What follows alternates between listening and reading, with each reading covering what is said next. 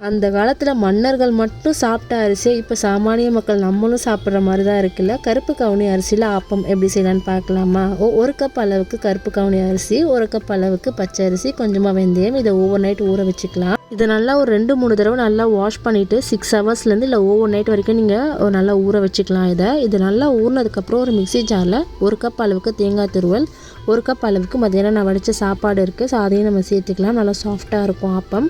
அதுக்கப்புறம் நம்ம ஊற வச்ச வெந்தயம், கருப்பு கவுனி, அதுக்கப்புறம் பச்சை அரிசி. நான் எனக்கு இளநீ தண்ணியிலே தான் இதை நான் ஃபுல்லாக அரைச்சிருக்கேன். சீக்கிரமாக ஃபர்மெண்ட் ஆகிறதுக்கு ரொம்ப நல்லாயிருக்கும். உப்பு போட்டு நம்ம அரைச்சி வச்சுட்டு ஒரு 6 மணி நேரம் 8 மணி நேரத்துக்கு நம்ம நல்லா புளிக்க விட்டோம். நம்ம ஆப்பம் சூப்பராக வரும்.